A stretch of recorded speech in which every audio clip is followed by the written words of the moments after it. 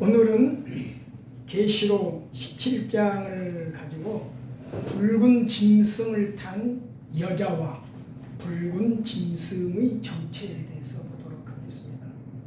역사적으로 바벨론은 거짓 종교의 중심지였습니다. 고대의 가장 강력한 제국 중에 하나였지요. 이 바벨론의 주신은 말뚝입니다. 만신의 주지요. 그 다음에 이스탈이라는 여신을 숭배했습니다. 그리고 벨이라는 태양신을 숭배했습니다. 이 밖에도 다양한 신을 숭배했던 다신교의 나라가 바벨론이었습니다. 마지막 때의 거짓 종교는 그 시작한 곳으로 돌아옵니다. 마귀는 바벨론에서 사람들을 속이고 거기에서부터 땅에 거짓 종교를 시작했고 다시 세상 속으로 돌아옵니다. 그리고 세상을 속입니다. 마지막 때의 거짓 종교는 심판을 받는데 계시록 17장에서 18장에 보면 이 거짓 종교를 음녀로 묘사합니다. 7 대접을 가진 7 천사의 하나가 와서 사도 요한에게 큰 음녀가 받을 심판에 대해 말합니다. 계시록 17장 1절 또 7 대접을 가진 7 천사 중 하나가 와서 내게 말하여 이르되 이리로 오라. 많은 무리에 앉은 큰 음녀가 받을 심판을 내게 보이리라. 땅의 임금들도 그와 더불어 음행하였고 땅에 사는 자들도 그 음행의 포도주에 취하였다 하고, 요한의 환상에서 이 큰 음녀는 많은 물 위에 앉아 있습니다. 15절에 보면은 이 큰 음녀가 앉았던 물 위를 이렇게 말씀합니다. 또 천사가 내게 말하되 내가 본 바 음녀가 앉아있는 물은 백성과 무리와 열국과 방언들이니라. 백성과 무리와 열국과 방언들은 세계 모든 나라들입니다. 이는 바벨론 종교의 영향력을 의미합니다. 온 세계가 하나님께 맞서는 바벨론 체제의 거짓 종교 숭배에 참여할 거라는 겁니다. 오늘날 로마 교황청이 끼치는 영향력은 세계적입니다. 이 로마 교황청과 손잡고 종교 일치를 부르짖는 개신교의 은행 역시 전 세계적인 영향력을 갖고 있습니다. 여기 여자를 음녀라고 하고 은행이라고 하는 것은 이 여자가 몸 파는 여자라는 게 아니에요. 음행이라는 것은 우상을 숭배하고 하나님께 맞서는 거짓 종교를 숭배하는 것을 성경은 음행이라고 묘사합니다. 그런데 지금 로마 교황청과 가톨릭이 추구하는 게 뭡니까? 종교 일치예요. 종교 일치는 기독교만 구원이 있다고 말하지 마라.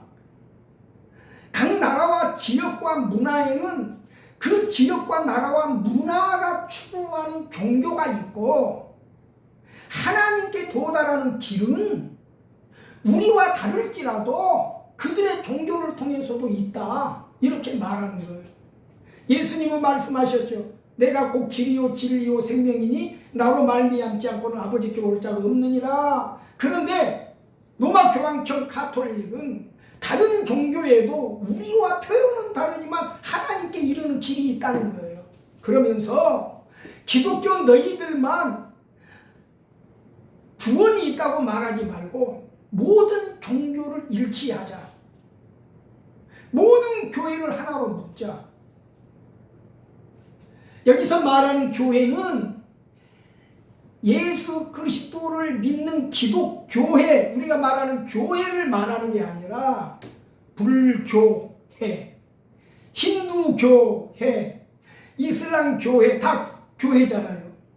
그리고 각 나라에는 그 지역과 문화 속에 있는 토속 신앙이 자리 잡고 있습니다.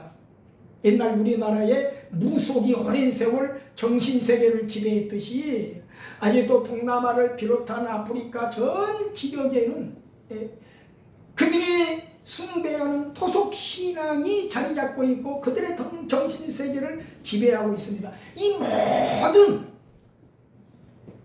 이 신앙을 하나로 묶자. 이게 종교 일치 운동입니다. 그런데 여기에 한국에 내놓으라는 개신교들이 동참하고 있는 거예요. 성경은 이것을 음행이라고 말합니다. 이 음녀가 땅의 왕들과 동맹을 맺습니다. 종교 분리를 외치지만 천만에요. 종교 분리는 안 됩니다. 종교와 정치는 은밀하게 결탁해서 서로 지지하고 공존하고 힘을 쓰러지고 자기들이 추구하고 요구하는 것을 획득해 나가는 거예요. 우리나라만 봐도 그렇잖아요. 종교 분리를 외치지만은 뒤에서는 신천지가 들어오고 통일교가 들어오고 얼마나 시끄럽습니까? 이 음녀가 땅의 왕들과 동맹을 맺습니다. 그것을 음란한 짓을 했다 이런 말로 묘사합니다. 뿐만 아니라 땅에 사는 모든 사람, 즉 예수 그리스도를 믿지 않는 모든 사람들이 이 거짓 종교의 포도주에 취합니다. 즉 적그리스도의 거짓 세계 종교에 빠져듭니다. 계시록 17장 3절에서 5절을 보겠습니다. 곧 성령으로 나를 데리고 광야로 가니라. 내가 보니 여자가 붉은 빛 짐승을 탔는데 그 짐승의 몸에 하나님을 모독하는 이름들이 가득하고 7머리와 10뿔이 있으며 그 여자는 자줏빛과 붉은빛 옷을 입고 금과 보석과 진주로 꾸미고 손에 금잔을 가졌는데 가증한 물건과 그의 은행의 더러운 것들이 가득하더라. 그의 이마에 이름이 기록되었으니 비밀이라 큰 바벨론이라 땅의 음료들과 가증한 것들이 언이라 하였더라. 또 내가 보매 이 여자가 성도들의 피와 예수의 증인들의 피에 취한지라. 내가 그 여자를 보고 놀랍게 여기고 크게 놀랍게 여기니 천사는 성령으로 요한을 데리고 광야로 갑니다. 거기서 요한은 붉은빛 짐승을 탄 여자를 보게 됩니다. 이 여자가 탄 짐승은 적그리스도입니다. 여자가 짐승을 탔다는 것은 적그리스도의 지지를 얻고 적그리스도의 권세와 통치 체제에서 그가 얻을 힘과 지위를 의미합니다. 즉 짐승과 음녀는 서로를 지지하며 공존합니다. 요한이 본 음녀는 자주색과 붉은빛 옷을 입고 값비싼 진주와 보석으로 치장하고 있습니다. 이는 음녀가 가진 부와 권세를 의미합니다. 또 손에 금잔을 가졌는데 그 금잔에는 음녀의 음행의 더러운 것으로 가득했다고 말합니다. 이 세상의 거짓 종교는 그 거짓으로 사람들을 미혹하고 부와 권세를 얻습니다. 또한 가톨릭이 가진 부와 권세와 화려함은 상상을 초월하며 가톨릭이 중심이 된 세계 종교 일치 운동에 동참하고 주장하는 일부 개신교 역시 대형화된 교회와 수많은 교인들을 거느리고 있습니다. 그들이 가진 부와 권세는 막강하기 그지 없습니다. 김장한 목사의 힘이 얼마나 셉니까? 정치도 아무도 못해요. 극동방송국은 거대한 왕국을 건설하고 이 땅의 기독교회를 지배하고 있습니다. 뿐만 아니라 한국의 사이비 종교 집단을 보십시오.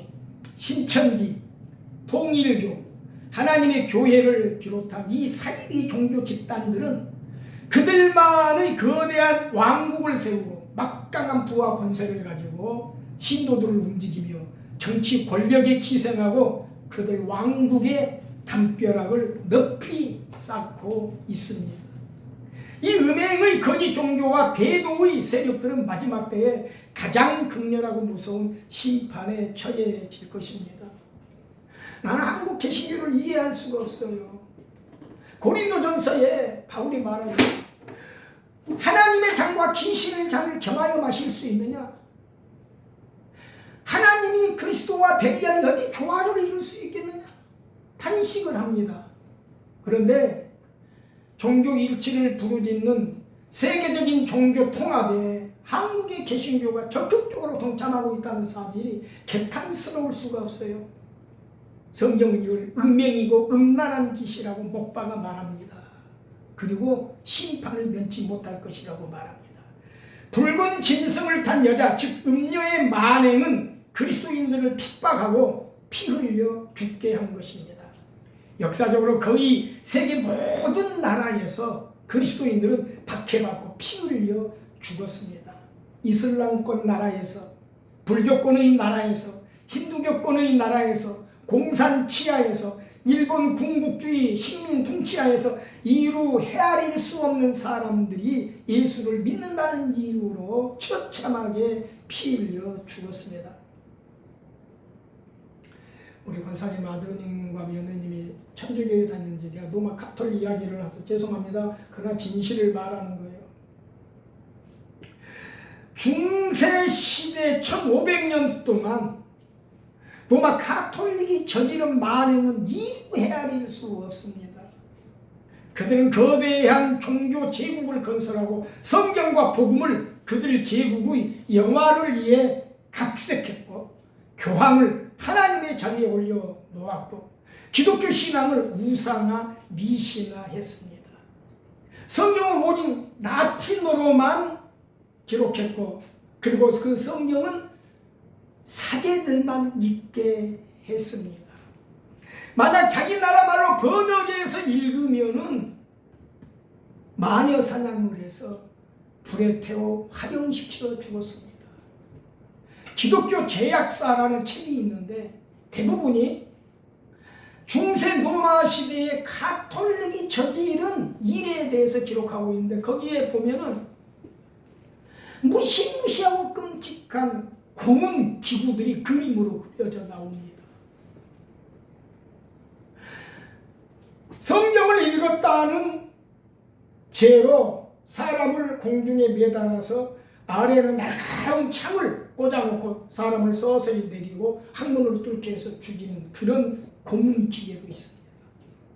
이건 일부의 극화예요.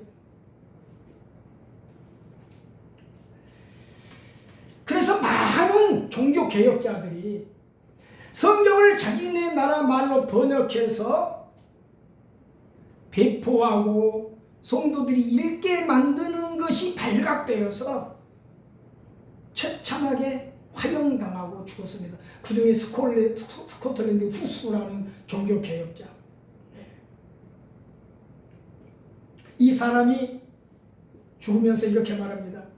당신들은 지금 거인을 불에 태우지만은 100년 후에는 거대한 백조가 나타나서 세상을 뒤집어 놓을 것이다. 후스라는 이름 자체가 거인이라는 뜻입니다. 100년 후에 거대한 백조가 나타나서 바꿔놓을 것이다. 그게 마틴 루터를 의미한 거예요. 100년 후에 종교 개혁이 일어나서 오늘 우리가 개신교 그리스도인으로서 성경을 가까이 하고 믿으면서 살아가고 있는 것입니다. 짐승을 탄 음녀의 환상을 보고 놀라는 요한에게 천사는 음녀와 짐승의 관계를 설명해 줍니다. 첫째는 여자, 즉 음녀가 탄 짐승입니다. 계시록 7장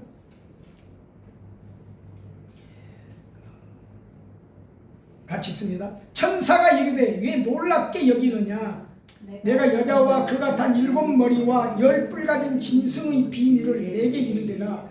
내가 본 짐승은 전에 있었다가 지금은 없으나 장차 또 올라와 멸망으로 들어갈 자니 창세 이후로 그 이름이 생명책에 기록되지 못한 자들이 이전에 있었다가 지금은 없으나 장차 나올 짐승을 보고 놀랍게 여기리라.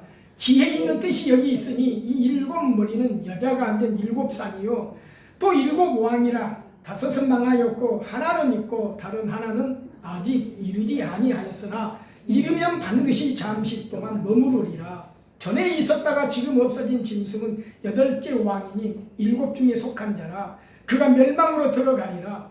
내가 보던 열불은 열왕이니 아직 나라를 얻지 못하였으나 다만 짐승과 더불어 임금처럼 한동안 권세를 받으리라. 그들이 한 뜻을 가지고 자기의 능력과 권세를 짐승에게 주더라. 그들이 어린 양과 더불어 싸우려니와 어린 양은 만주의 주시요 만왕의 왕이시므로 그들을 이기실 터이요 또 그와 함께 있는 자들 곧 부르심을 받고 택하심을 받은 진실한 자들도 이기리라. 요한이 본 이 환상에는 수천 년의 역사 속에 있었던 사건을 짧은 몇 마디 문장으로 지금 우리에게 하고 있는 거예요. 그걸 말씀드릴게요. 여자가 탄 짐승은 7머리와 10뿔을 가지고 있습니다. 요한이 본 이 짐승은 누구라고요? 적그리스도입니다. 이 짐승은 전에 있었다가 지금은 없지만 장차 나올 것이요. 짐승의 7머리는 역사 속에 있었던 7세계 제국을 나타냅니다. 5은 망했고 하나는 있고 하나는 오지 않았다고 했는데 망한 5은 역사적으로 존재했던 제국인 이집트, 아수르, 바벨론, 메데 페르시아, 지금의 이란이죠. 헬라 제국입니다. 그리고 그 후에 나타난 제국이 로마이며 사도 요한 시대에 세계를 통치한 제국이 바로 이 로마입니다. 그런데 아직 오지 않은 마지막 제국이 있는데 그 제국은 적그리스도의 제국입니다. 천사는 요한에게 이 마지막 제국의 통치자 즉 적그리스도가 잠시만 와서 머무른다고 했습니다. 무슨 말입니까? 적그리스도의 제국이 오래 가지 않을 것을 말하고 있습니다. 적그리스도의 제국은 일시적이며 그는 42달 동안 활동할 권세를 받습니다. 42달은 3년 6개월입니다. 이것은 7년 환란 후반기에 속합니다. 그러니까 적그리스도의 권세와 통치 기간은 굉장히 짧습니다. 그렇지만 그 기간에 일어나는 환란과 하나님의 심판은 무시무시하고 이 지상을 완전하게 격변시키고 재구성할 것입니다. 또 짐승은 10뿔이 있는데 천사는 요한에게 이 10뿔은 열왕이라고 합니다. 아마 초기 적그리스도의 체제는 적그리스도 1인 체제가 아니라 10개의 담당 지역으로 나누어 통치하다가 그들이 적그리스도의 1인 통치 체제로 병합될 것을 말합니다. 13절 그들이 한 뜻을 가지고 자기의 능력과 권세를 짐승에게 주더라. 그러니까 맨 처음에는 적그리스도와 함께 했지만 이들이 그들의 권세를 적그리스도에게 넘겨줍니다. 적그리스도는 인류 역사에서 마지막이자 가장 강한 제국의 통치자인데 그가 이끌 제국은 사탄적이며 그는 사탄의 도구이며 그는 사탄을 위해 싸웁니다. 그리스도인들을 박해하고 세상을 정복하며 그리스도와 맞서 싸우다가 마지막 때 처참하게 멸망에 처해집니다.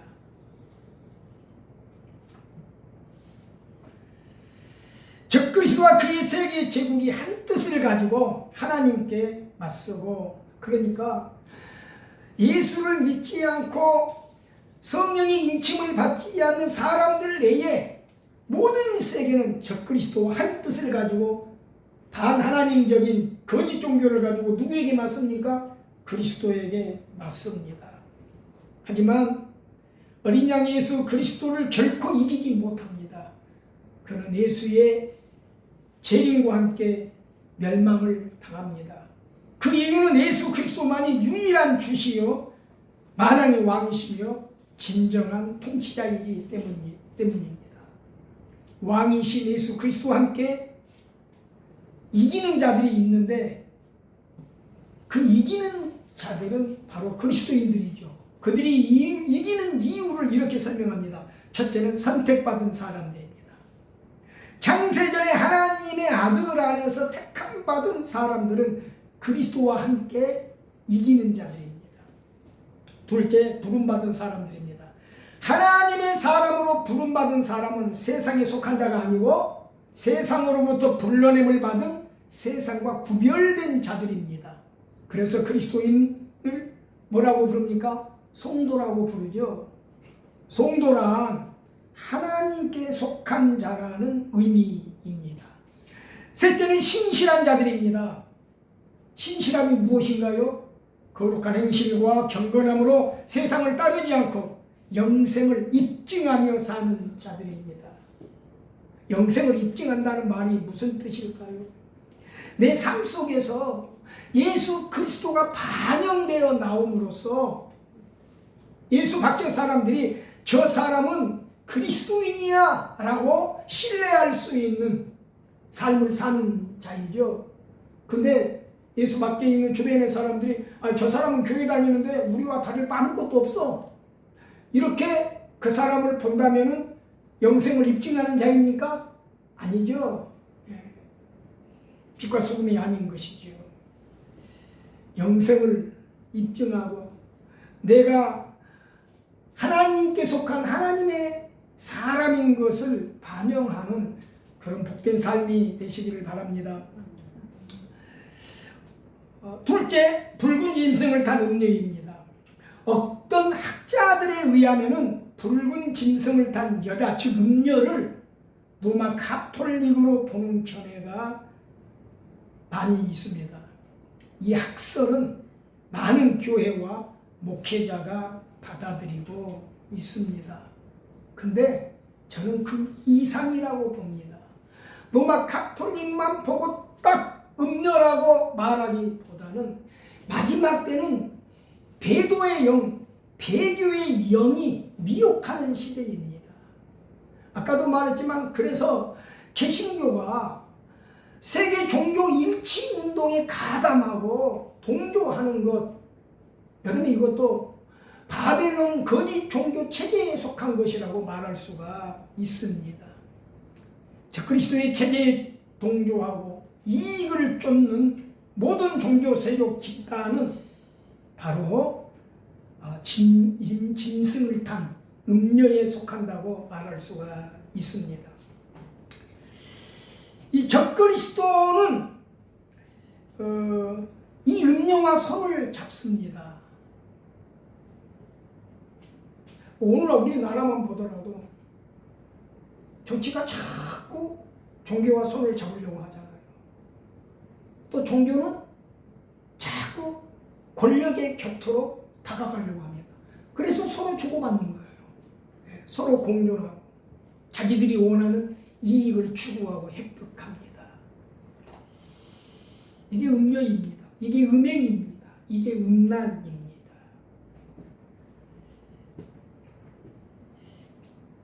적그리스도의 정부는 바로 이 종교의 세력과 손을 잡습니다. 그리고 적그리스도의 숭배 체제가 정치적으로 견고해지자 이 음녀의 세력을 불편해합니다. 그리고 결국은 제거합니다. 계시록 17장 16절에서 17절.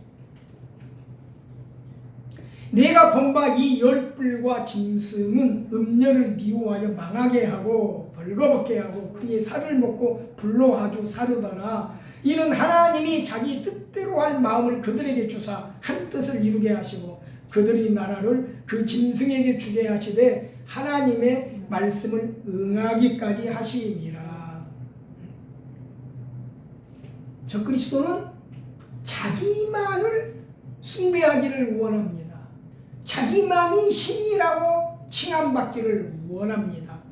그래서 자신의 숭배 체제가 정치적으로 공고하게 되자 지금까지 서로를 지지하며 공존했던 음녀의 거짓 종교 세력을 아주 폭력적으로 말살해버립니다. 음녀를 미워하여 망하게 하고 벌거벗게 하고 그의 살을 먹고 불로 아주 사르더라. 시편 34편 21절에 보면 악이 악인을 죽일 것이라고 했습니다. 우리는 세상의 악한 자들의 형통을 보고 불편해합니다. 예수 믿는 사람들이 잘 살고 힘을 얻었으면 좋겠는데 악을 행하는 사람들, 불의하고 정의롭지 못한 사람들이 힘을 갖고 재물을 움켜쥐고 권력을 행사합니다. 그것을 보면서 마음이 편치 않습니다. 이 상황을 누가 봤습니까? 구약 성경에도 있었습니다. 바로 아모스라는 선지자였습니다. 그가 하나님께 이렇게 항변합니다. 하나님 공의로우신 분은 아닙니까? 그런데 어찌해서 이 세상에 악이 흥왕하는 겁니까? 어찌해서 하나님의 백성보다 악이 권세를 갖고 세상을 지배하고 큰 소리를 치는 겁니까? 그러면서 하나님께 막 항변하죠. 그러면서 마지막에 이렇게 기록합니다. 포도나무에 열매가 없어, 무화과 나무에 열매가 없어, 애양간에 소가 없어도 나는 오직 여호와의 구원으로 말미암아 즐거워하며 기뻐하리로다, 이렇게 말하죠. 하박국서의 말씀입니다. 악이 아무리 흥행하더라도 결국은 악이 그들을 무너뜨릴 것입니다. 거짓 세력이 힘을 떨친다 할지라도 결국은 그들은 거짓 세력에 의해 망하게 됩니다. 이게 하나님의 방식입니다. 하나님이 자기 뜻대로 할 마음을 그들에게 주사 한 뜻을 이루게 하시고 그들의 나라를 그 짐승에게 주게 하시되 하나님의 말씀을 응하기까지 하심이라. 결국 이 모든 것들은 하나님의 섭리 안에서 이루어집니다. 적그리스도의 등장과 그의 악의 제국, 그리고 음녀와의 공존과 제거, 그리고 사탄 처벌과 적그리스도의 응징, 이 모든 파멸적 심판은 새 하늘과 새 땅을 이루고 그의 구원받은 자녀들의 영원한 영생 복지를 위한 하나님의 계획과 뜻 안에서 이루어지는 것입니다. 악이 그렇게 심판받도록 그렇게 하나님이 섭리하고 다스리는 것입니다. 예수 그리스도의 재림과 왕국 건설의 모든 애언이 이루어져가는 시대에 우리는 살고 있습니다. 느껴지나요? 이 세상을 보면서? 이 세상을 보면서 세상이 마지막 때를 향해 가고 있다는 걸 여러분 느껴져요? 믿어요?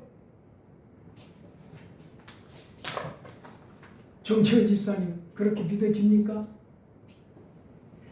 저는 믿어집니다. 저는 느낍니다. 예.